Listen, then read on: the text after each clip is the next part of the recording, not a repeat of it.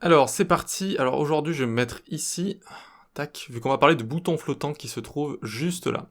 Un bouton flottant, c'est un bouton qui va rester à l'écran comme ça quand on va scroller. Et en général, quand on passe dessus, ça nous montre des fonctionnalités ou alors un petit peu de texte. Ça peut également montrer un formulaire, enfin ça peut montrer beaucoup de choses. On peut cliquer dessus, on peut le survoler et compagnie. Et également, il y a des chatbots, vous savez, automatiques quand vous arrivez sur un site parfois qui utilise ce genre de petits systèmes. Ils apparaissent comme ça et ils engagent une conversation. Donc on imagine qu'on a un article juste ici et on va pouvoir se créer comme ça ce bouton. Alors ici on se retrouve donc dans le code avec bouton flottant ici, donc on a du contenu, c'est notre paragraphe, et ensuite en dessous on va pouvoir venir, et alors on peut le mettre où on veut dans le code HTML, vu que de toute façon on va le mettre en position fixed, mais bon là j'ai décidé de le mettre ici. On peut aussi le mettre tout en haut, d'ailleurs on va le mettre tout en haut parce que je pense que c'est un petit peu plus logique quand même, comme ça on peut voir directement où se situe notre bouton flottant, et puis on peut plus facilement comme ça le gérer. Donc notre bouton on va pouvoir lui mettre une classe floating_btn, par exemple. C'est un élément d'interface classique.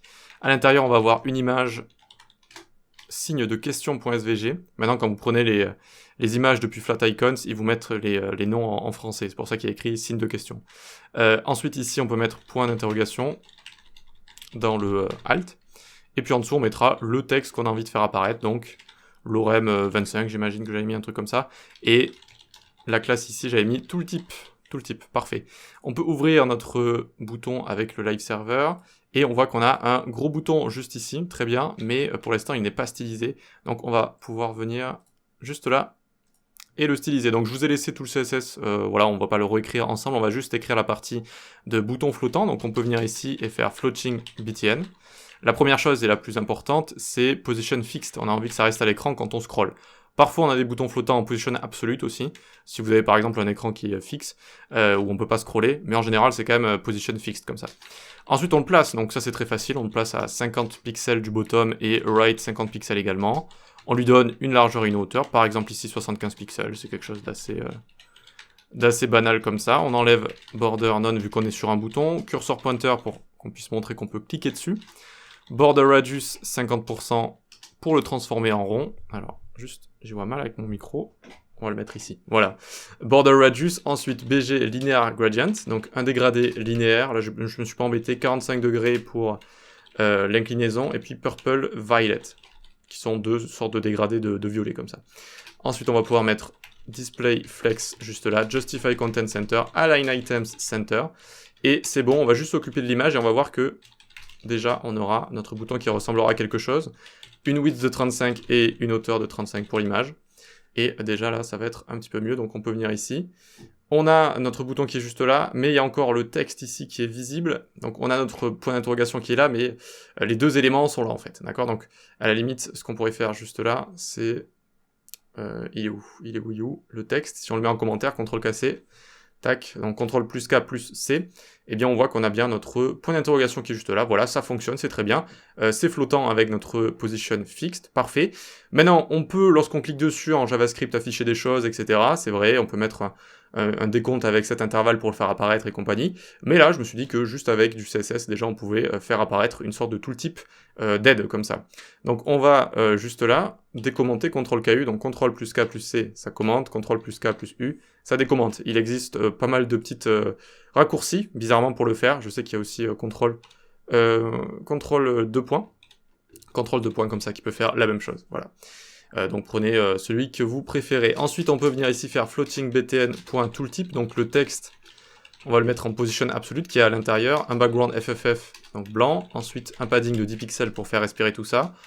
On le met à font size 18 pixels pour que ce soit un petit peu plus grand en fait, tout simplement. Border radius 3 pixels pour arrondir les angles. Une hauteur de ligne un petit peu plus grande. Pareil, ça c'est pas mal pour mieux y voir, donc 1.4. Text align, on le met à left. Text align left. Une width de 250, mais ça c'est comme vous voulez aussi. Et puis, ce qui est assez intéressant, c'est de mettre un transform translate. On va mettre moins 180 sur X et moins 50% sur Y. Alors je vais vous expliquer pourquoi juste après. Donc déjà, moins 180, ça va le mettre donc, ça va le tirer vers la gauche. Et moins 50%, les pourcentages avec les transforms, c'est toujours relatif à la hauteur et la largeur. Donc là, on est sur Y, c'est relatif à la hauteur. Donc quoi qu'il arrive, ce sera remonté de moins 50% tout le temps, même s'il y a énormément de texte à l'intérieur. Donc je vais vous montrer après avec un petit texte, un petit test.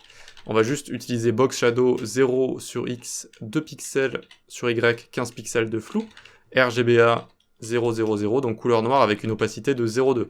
Voilà pour le shadow. Ensuite, pointer events none. Voilà, pour qu'on ne puisse pas interagir avec ce texte. Et de base, on va le display none. Et une fois qu'on va hover notre floating button, BTN, alors notre tooltip va prendre un display block. Ok, super. Donc là, on a juste créé le texte, ensuite on l'a un peu, on a créé ses caractéristiques, largeur et compagnie, et ensuite on a mis tout ça pour pouvoir l'animer avec notre tooltip juste là. Donc voyons voir, hop, je passe dessus et ça fonctionne bien, j'ai bien mon texte juste là.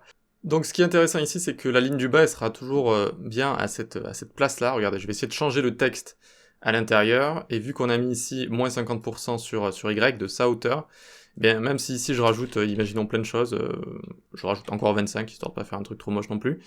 Hop, et je retourne juste là, voyons voir, vous voyez que c'est toujours, la ligne du bas, elle est toujours au même endroit comme ça. Même si je rajoute plein de texte, ça permet d'avoir quelque chose d'assez sympa comme ça, ok? On aurait pu l'animer, mais ici aussi, c'est pas parce que vous savez animer qu'il faut tout animer, encore une fois. On peut animer, je vais vous montrer après avec opacité, mais quand ça apparaît directement, c'est très bien comme ça. L'utilisateur, il n'a pas besoin de voir des animations partout, il veut juste de l'aide ici, donc hop, il veut que l'aide, elle apparaisse directement. Sinon, on peut aussi animer rapidement avec de l'opacité, donc on peut venir ici, au lieu de display none, on met quelque chose comme opacity 0, comme ça. Et donc ça va passer à opacity 1. Donc à partir de là, on peut animer avec une transition. Opacity 0,2 secondes par exemple. Is out. Donc voyons voir ici, hop. Vous voyez qu'on a une légère animation. Donc n'oubliez pas de le faire rapidement. Ça, hein, il ne faut pas non plus que ça prenne 0,7 secondes ou ce genre de choses. Ok ? Donc ici, néanmoins, quand le texte disparaît, il est toujours visible pour les lecteurs d'écran et compagnie. Donc ce qu'on peut faire à la limite, c'est visibility hidden comme ça. Et visibility visible. Donc voyons voir, hop, hop. Ça va aussi animer.